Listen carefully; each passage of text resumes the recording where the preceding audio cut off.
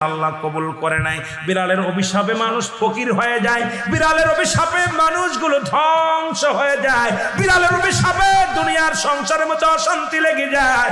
বিড়ালকে ভালোবাসলে ও মুসলমান শুনে নেও, এই বিলাইকে ভালোবাসলে বিলাই যদি দোয়া করে, বিলার দোয়ায় আল্লাহ দরবারে অনেক ফায়দা লুটতে পারবেন। জোরে জোরে চিল্লায় বলা যাবে না মারহাবা। এখানেও নবী বিড়ালকে ভালোবাসতেন। এখনো মক্কা মদিনা অসংখ্য বিড়াল আছে যারা মদিনায় গেছেন হজ করতে। আমাদের সভাপতি সাহেবও গেছে। অসংখ্য বিড়াল গুলো দেখবেন মদিনার মনোয়ারায় রাসূলুল্লাহর রওজার আশেপাশে, কাবা শরীফের আশেপাশে অসংখ্য বিড়াল। ধরে বলেন ঠিক কি না?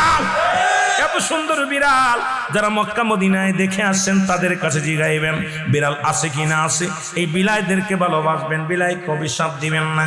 একবার এক মহিলা অমুসলমান রাসূলুল্লাহর কদমের মধ্যে একজন বিড়ালকে বিষ পান